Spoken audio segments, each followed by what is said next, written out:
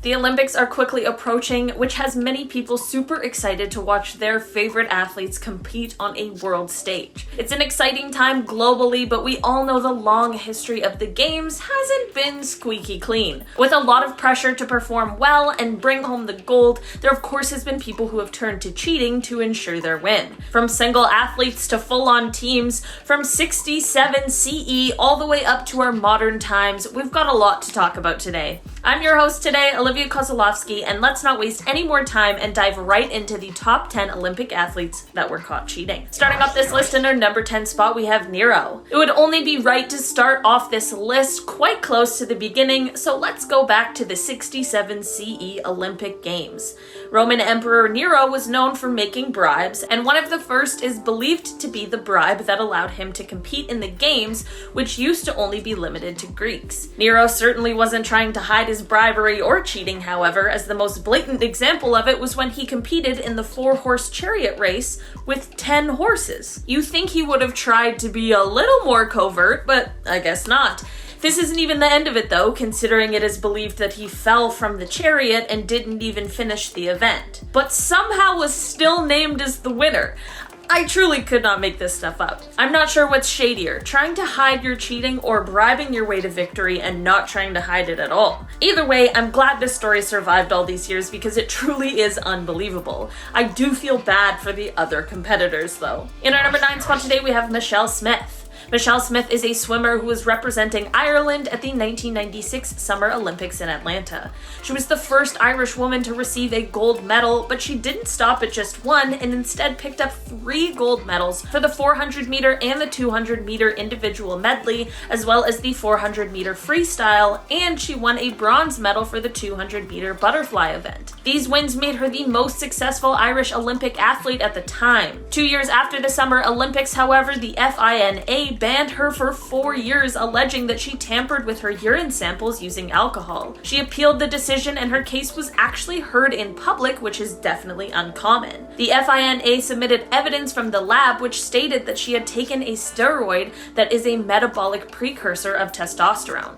After the case was heard, her ban was still upheld, although she was still allowed to keep her medals.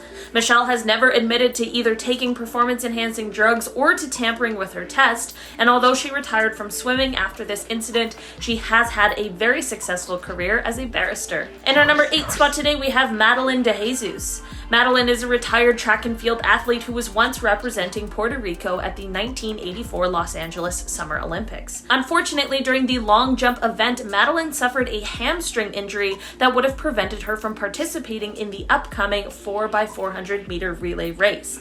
Not wanting to let anyone down and having an equally as athletically talented identical twin sister, Madeline decided to put her sister Margaret into the race instead, hoping no one would ever find out. Margaret did very well in the race and the team ended up advancing, but Madeline's coach quickly found out about this parent trap situation. The coach ended up pulling the team from the finals, which must have been quite devastating for everyone involved. Madeline now lives as a sports teacher and coach in Belgium. In our number 7 spot today, we have Boris Anischenko. Boris was a fencing athlete who was representing Russia at the 1976 Games in Montreal. He was facing Team Great Britain when they complained that one of his points had been won without him ever actually making contact with the other participant. When fencing, the tip of the sword has to be flattened with a certain amount of pressure to complete a circuit and award a point. After this complaint, however, it was discovered that Boris had used a sword that had been modified. I don't know anything about fencing, so the exact modifications of this sword are kind of unclear to me, but as I understand it, the weapons used in fencing have a system which automatically detect contact, which gains points, and Boris's weapon had been modified to give him points even when no contact had been made. This scandal caused Boris to be stripped of all of his medals, disqualified from the games, and he was even fined in his home country of Ukraine. In our number 6 spot today, we have the East German Luge team. Okay, I know this isn't just one athlete, but this had to be included on the list. The East German women's luge team was extremely successful at the 1968 Winter Olympics in Grenoble, with athletes from the team coming in 1st, 2nd, and 4th. This, combined with some seemingly odd behavior, began to make other competitors quite suspicious. The team seemed to only show up right before their round, and they all left almost immediately after. Because of these suspicions, some investigations happened, and as it turns out, the team was actually heating the rails of their sleds artificially right before the race. This in turn would of course reduce the friction against the ice. This ended up causing the team to be disqualified and forced to return their medals. In our number 5 spot today we have badminton. This is another one where many people were included, but this time it wasn't just one team. At the 2012 London Olympics, there was a huge scandal in women's badminton events. Because of the way that the rounds were set up, this caused some teams to try and create a strategy that was really just unfair. 8 separate players all were found to be purposefully losing or playing poorly so that they could end up against the weaker teams in the next round. The constant serves into the net ended up getting the players booed off of the court. 2 teams from South Korea, as well as 1 team from China and 1 team from Indonesia, were found to be participating in this sort of plan. This caused for all 4 of the teams to be disqualified and charged with abusing and degrading the sport of badminton. In our number 4 spot today, we have Cameron Vanderburg. Cameron was a swimmer who was representing South Africa at both the 2008 Summer Olympics in Beijing, as well as the 2012 Summer Olympics in London. The 2012 Olympics saw him win a gold medal and break a world record in the 100-meter breaststroke finals. This was of course a huge and exciting moment, but later Cameron would admit to cheating. He explained that he used 3 dolphin kicks during the race to help propel him faster and further than his opponents, with only 1 dolphin kick actually being allowed.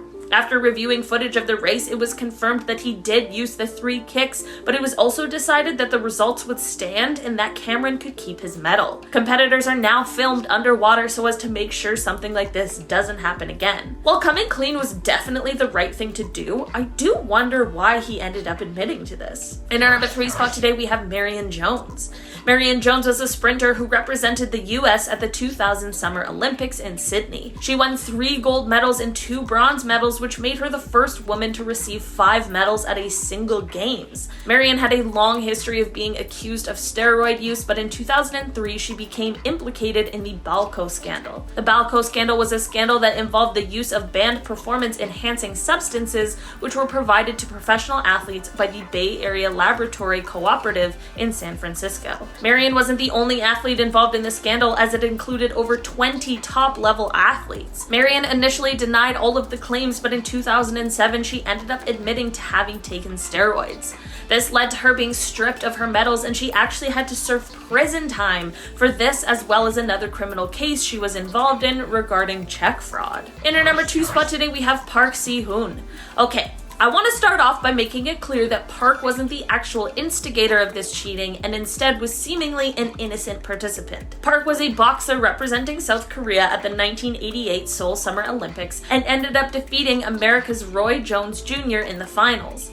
The judges' 3-2 decision was highly controversial, considering Jones was seemingly the winner, landing 86 punches to Park's 32. Apparently, Park also apologized to Jones after the fight, and one of the judges even spoke out about the decision being a mistake. Following investigations, it was revealed that South Korean officials had wined and dined the judges prior to the fight in order to ensure their win. 2 of the 3 judges who voted for Park's win were even banned from the sport for life. There, of course, were calls for the medal to be awarded to Jones, who was seemingly the rightful winner, but despite everything, the IOC stood by its decision, even in the face of all of those allegations. And our number 1 spot today, we have Fred Lors. Fred Lors was a track and field athlete representing the US at the 1904 Summer Olympics in St. Louis. He ended up winning the men's marathon with a time of 3 hours and 13 minutes, which beat his second place rival by 15 minutes.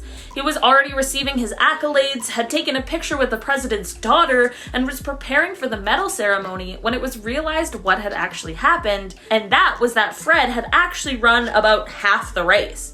Apparently, the marathon course at that Olympics was called the most difficult a human being was ever asked to run over, so naturally Fred tapped out around mile 9 and hitched a ride for the rest of the 11 miles.